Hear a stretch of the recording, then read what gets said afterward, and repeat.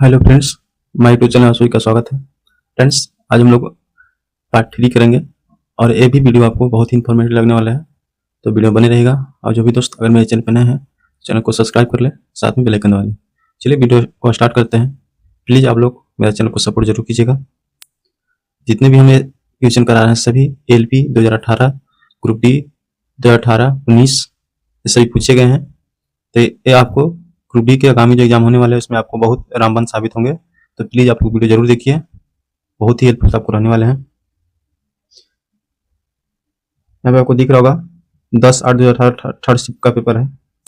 विद्युत आवेश की SI इकाई क्या होती है? तो यह कूलम्ब होती है। तापीय अपघटन के दौरान अमोनियम नाइट्रेट उत्पन्न करता है। तो N2O और H2O, यानी N2O और H2O तापीय अपघटन के द्वारा कौन उत्पन्न करता है? तो अमोनियम नाइट्रेट उत्पन्न करता है। वाहनों की हेडलाइट में प्रयुक्त दर्पण कौन सी होती है? तो वाहन के हेडलाइट में अवतल दर्पण प्रयुक्त किया जाता है। दाढ़ी बनाने में भी अवतल दर्पण का प्रयोग किया जाता है। गति के दूसरे समीकरण द्वारा किसके बीच संबंध को दर्शाता है? तो समय और स्थान के संबंध के बीच दर्शाता है। निम्न में से कौन सा एक धातु और अधातु दोनों के रूप में ही कार्य नहीं करता है? तो बोरॉन जो है यह धातु और अधातु के रूप में कार्य नहीं करते हैं। कूलम्ब का नियम क्या कहता है? तो कूलम्ब का नियम कहता है कि दो आवेशों के मध्य आकर्षण या प्रतिकर्षण के बल का परिणाम दो आवेशों की मात्रा के अनुक्रमानुपाती होती है और उसके बीच की दूरी के वर्ग के व्युत्क्रमानुपाती होती है। मनुष्य में अंतःस्रावी ग्रंथि नहीं है, तो यकृत जो है अंतःस्रावी ग्रंथि नहीं है, बाह्यस्रावी ग्रंथि है। अस्थायी ऊतकों के निर्माण के लिए एक अस्थायी संरचना आकार और क्रिया बनाने की प्रक्रिया को क्या कहते हैं? तो विभेदन बोलते हैं। इस प्रक्रिया को क्या कहते हैं? विभेदन। निम्नलिखित में से किन ऊतकों में कोशिकाएं जीवित होती है? लंबी और कोनों पर अनियमित रूप में स्थूल होती है। तो कॉर्नेल कायमा में ऐसा होता है। कॉर्नेल कायमा में क्या होता है? तो इसमें ऊतक जो है कोशिकाओं जीवित होती है और लंबी कोनों पर अनियमित स्थूल के रूप में होती है। किस भौतिकवाद के उत्प्लावन बल के अस्तित्व की व्याख्या की? तो आर्किमिडीज जो है उत्प्लावन की व्याख्या की थी। कौन सी एक सतहीय यानी सतहीय घटना है? तो यह वाष्पीकरण जो है एक सतही घटना है। अपच का इलाज करने के लिए किस प्रकार की दवा का प्रयोग किया जाता है? एंटासिड का प्रयोग किया जाता है। जब कोई खाना खा लेता है तो उसको अनपच हो जाता है, यानी पच नहीं पाते हैं, तो एंटासिड का प्रयोग किया जाता है। किसके अनुरूप वस्तु की गति ऊर्जा की वृद्धि होती है? तो गति की। सोडियम कार्बोनेट की हाइड्रोक्लोरिक अम्ल से अभिक्रिया में उत्पन्न गैस कौन सी होगी? तो कार्बन डाइऑक्साइड होगी। अमीबा में किस प्रकार का अलैंगिक प्रजनन होता है? तो बाइनरी विखंडन अमीबा में होता है। प्रकाश संश्लेषण के दौरान बने उत्पाद कौन कौन से होते हैं? तो ग्लूकोज, जल और ऑक्सीजन। हीरे के कार्बन परमाणु के बाहरी कोश में मुक्त इलेक्ट्रॉनों की संख्या क्या होती है? तो 0 होती है। एक वक्रीय दर्पण जिसमें परावर्तक सतह अंदर की ओर वक्रीय होती है उसे क्या कहा जाता है? तो अवतल दर्पण कहा जाता है। युग्मक संलयन को किसके रूप में परिभाषित किया जाता है? तो अंडे के साथ शुक्राणुओं में एक का संलयन के साथ इसका व्याख्या की जाती है। शुष्क लिटमस पेपर पर शुष्क HCl गैस की क्या क्रिया होती है? तो नीला लाल लिटमस पेपर अपना रंग नहीं बदलता है। जब HCl डालेंगे तो क्या होगा? जो कलर है चेंज नहीं होगा। निम्न में से कौन रेडियोधर्मी तत्व नहीं है? तो टाइटेनियम जो है रेडियोधर्मी तत्व नहीं है। आधुनिक आवर्त सारणी में तत्व किस आधार पर व्यवस्थित किया गया है? तो परमाणु संख्या में वृद्धि के आधार पर आवर्त सारणी में तत्व को व्यवस्थित किया गया है। नाइट्रोजन परमाणु में उपस्थित नाइट्रोजन की संख्या कितनी होती है? तो यह 7 होती है। विद्युत प्रवाह को मापने के लिए कौन सा यंत्र प्रयोग किया जाता है? तो एमीटर का प्रयोग किया जाता है। पौधों में हार्मोन के संचार के कारण वे प्रकाश की ओर झुक जाते हैं, इसको क्या बोलते हैं? तो ऑक्सिन बोलते हैं।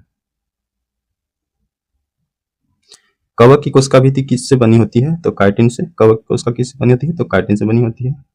गुणसूत्र में क्रोमैटेड यानी गुणसूत्र में क्रोमैटिड्स जिस बिंदु पर संलग्न होते हैं उस बिंदु का नाम क्या आता है? तो सेंट्रोमीटर होता है। यांत्रिक ऊर्जा किनका योग होता है? तो यह गतिज ऊर्जा और स्थितिज ऊर्जा के योग को क्या बोलते हैं? यांत्रिक ऊर्जा बोलते हैं। ध्वनि किस माध्यम से गुजर नहीं सकती है? तो निर्वात में ध्वनि नहीं गुजर सकती है। कार्बन C12 के 1 मोल में कितने परमाणु होते हैं? तो 6.02 × 10⁻23 मोल होते हैं। किसका उपयोग पेयजल को कीटाणु रहित करने के लिए किया जाता है? तो ब्लीचिंग पाउडर का प्रयोग किया जाता है। जब पानी गंदा हो जाता है तो उसमें ब्लीचिंग पाउडर डाल दिया जाता है।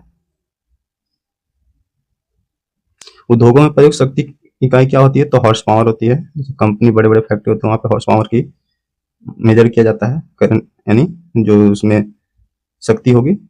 काम करने की क्षमता को क्या कहा जाता है? तो ऊर्जा बोला जाता है।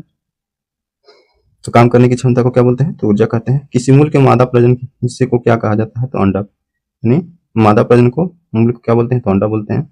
बल के समीकरण में F किसके बराबर होता है? तो F बराबर ma होता है। कार्बन के निम्न अपरूपों में से धातु विज्ञान में अपचयन एजेंट के रूप में किसका उपयोग किया जाता है? तो कोक का प्रयोग किया जाता है। एक असंतृप्त हाइड्रोकार्बन है, तो इथाइन जो है एक असंतृप्त हाइड्रोकार्बन है। रक्त का कौन सा घटक भोजन, CO2 और नाइट्रोजन युक्त कचरे का परिवहन करता है? तो प्लाज्मा करता है। प्लाज्मा में 90% जल होता है, 10% प्रोटीन होता है। पानी से भरे एक गिलास में रखा गया नींबू गिलास की बगल से दिखने पर इसके वास्तविक आकार से बड़ा प्रतीत होता है। इसका कारण क्या है? तो प्रकाश का अपवर्तन। कोई भी वस्तु जैसे छड़ी है वो टेढ़ा दिखाई दे तो अपवर्तन के ही कारण होती है। किसी वस्तु द्वारा उसकी स्थिति या विन्यास द्वारा प्राप्त ऊर्जा को क्या बोलते हैं? तो स्थिति ऊर्जा बोलते हैं। आधुनिक आवर्सानी में पहला धातु कौन सा है? तो लिथियम है। लेड नाइट्रेट को जोरदार ढंग से गर्म करते समय निकलने वाली लाल भूरे रंग की गैस को क्या नाम है? तो नाइट्रोजन डाइऑक्साइड होता है, N2O। भ्रूण को एक विशेष ऊतक की सहायता से मां के रक्त से पोषक प्राप्त होता है, क्या कहलाता है? तो गर्भनाल कहलाता है। सितारों में प्लाज्मा बनने का कारण क्या है? तो उच्च तापमान। उच्च तापमान में सितारों में प्लाज्मा बनता है। ओडोमीटर एक ऐसा उपकरण है जिसका उपयोग गाड़ियों में क्या? तो दूरी मापने के लिए किया जाता है। प्रोटेस्ट ग्रंथि किसके नीचे मौजूद होते हैं? तो मूत्राशय के नीचे प्रोटेस्ट ग्रंथि मौजूद होता है। फ्रेंड्स, उम्मीद करते हैं कि वीडियो बहुत ही इंफॉर्मेटिव लगा होगा। अगर वीडियो इंफॉर्मेटिव लगे तो चैनल को सब्सक्राइब और वीडियो को शेयर लाइक जरूर कर दीजिएगा, क्योंकि यही मेरा मोटिवेशन होता है। तो आप इतना तो कर ही सकते हैं, इसमें कोई चार्ज नहीं लगते हैं। ठीक है दोस्तों, मिलते हैं नेक्स्ट में। बहुत बहुत धन्यवाद।